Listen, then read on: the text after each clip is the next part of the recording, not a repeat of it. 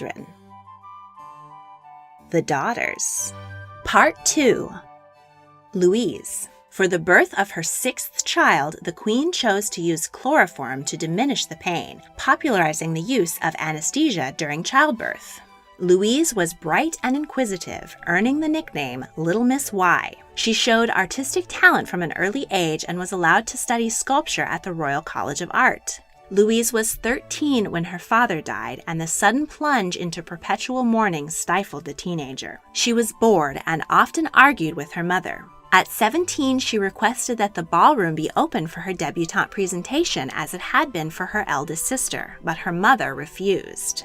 Once her sisters left to be married, Louise filled the position of private secretary and companion to her depressed mother.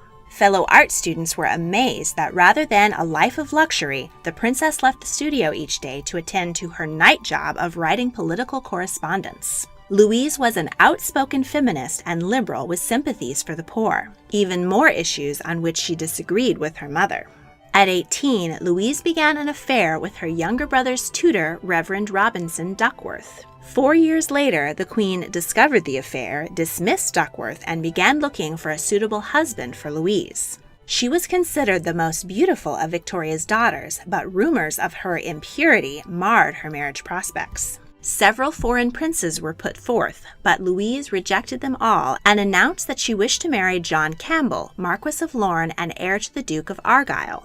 No marriage between a monarch's daughter and a subject had been recognized since the Tudor era, and Louise's siblings, particularly Edward, objected. But the Queen, wary of European political divisions playing out in her own family, supported the match and said it would bring much-needed new blood into the inbred family. The union was also a brilliant PR move with the British people, a la Will and Kate. Nearly a decade after Albert's death, the Queen lifted the dour cloud that had hung over the weddings of Alice and Helena and allowed the couple to be wed at Windsor Castle. Louise wore a lace veil she designed herself, and the couple were greeted by a massive cheering crowd. But the marriage was not as blissful as Louise had hoped. The couple had no children, and rumors circulated of Lorne's homosexual lovers. 7 years in, Lorne was appointed Governor-General of Canada, and the couple moved to Ottawa. The Canadian press painted them as haughty royals, an assumption the couple felt unfair as they were quite relaxed on social protocol. They threw open house balls where anyone was welcome to attend, but it outraged prominent Canadians to dance next to common people, so it seemed they couldn't win. Louise treated her homesickness by becoming involved in the arts and in winter sports like skating and sleighing. The couple were seriously injured when a horse panicked, dragging their overturned sled 400 yards. Louise suffered a severe concussion. She spent the winter recovering in Bermuda, where she mingled with Black Islanders and reveled in not being recognized. Louise and Lorne returned to Britain in 1885, but their relationship had further deteriorated and they often lived apart. Louise also had a strained relationship with her sisters Helena and Beatrice. Louise, the most beautiful sister, had grown up pitying the other two and was now terribly jealous of their happy marriages. She wrote that Beatrice's handsome husband would have been better suited to herself. There were rumors that Louise had affairs with her mother's secretary, Arthur Bigg, artist Edwin Lutyens, her equerry, Colonel William Probert, and sculptor Joseph Edgar Boom, who died while the princess was visiting him in his studio, supposedly mid-coitus.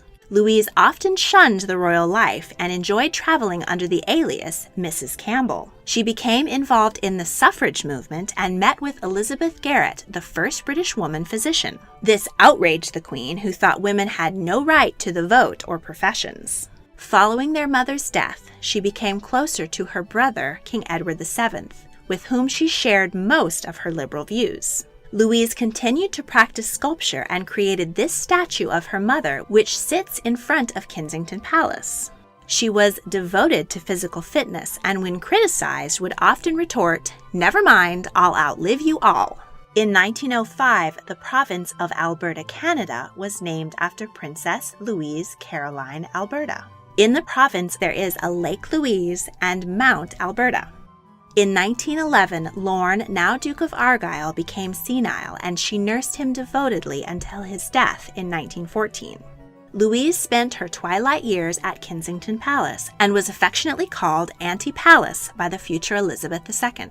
She died in 1939 at the age of 91, while wearing the wedding veil she had donned 70 years earlier. Beatrice. The baby of the family was doted on. Victoria, who disliked infants, enjoyed giving her youngest child baths and wrote that Beatrice was a pretty, plump, and flourishing child with fine, large blue eyes, pretty little mouth, and very fine skin. Prince Albert was impressed with her precociousness and wrote that she was the most amusing baby we have had. Her eldest sister, 17-year-old Victoria, was just about to be married when Beatrice was born and adored her younger sibling. On the night that Prince Albert died, Victoria crawled into bed with Beatrice and cuddled her. As she grew and her sisters left one by one with their husbands, the mourning queen leaned increasingly on her youngest child for emotional support. She served as the Queen's secretary for many years, and unlike her siblings, she liked and supported her mother's relationship with her Scottish servant, John Brown. 14-year-old Beatrice, undoubtedly echoing her mother's desperate hopes, remarked, "I don't like weddings at all. I shall never be married. I shall stay with my mother." In 1870, Emperor Napoleon III of France was defeated in the Franco-Prussian War and moved his family to Britain. Victoria became friends with his wife, Empress Eugenie. In her early 20s, Beatrice became romantically attached to the emperor's son, Louis Napoleon, and it was announced that the couple would be wed. But Louis was killed in the Anglo-Zulu War, and Beatrice was heartbroken. Following the death of her elder sister Alice, the Prince of Wales suggested that Beatrice marry Alice's widower, Louis, Grand Duke of Hesse, and raise Alice's young children in England. But at that time, it was illegal for a person to marry their deceased sibling's spouse. See Catherine of Aragon. A bill was put to Parliament to change the law, but was voted down on religious grounds, and the Queen was relieved to keep her youngest daughter by her side. Prince Louis of Battenberg pursued Beatrice, who was interested, but the Queen invited him to dinner and sat between the young people. She instructed Beatrice to ignore Louis throughout the dinner, and the prince went away rejected. He instead married Alice's daughter, Victoria, and while attending the wedding in Germany, Beatrice met the love of her life, Louis's brother, Prince Henry. When she told her mother of her love and plans to wed, Victoria was horrified, and though they lived side by side, she gave her daughter the silent treatment for 7 months, communicating only by note. Eventually, her older children convinced the Queen that their father Albert would have wanted Beatrice to be happily married, so she relented under the condition that Henry renounce his foreign obligations and move to England. Beatrice wore her mother's wedding veil. The Queen walked her youngest child down the aisle and managed to keep her composure through the service, but burst into tears the moment the happy couple departed on their honeymoon.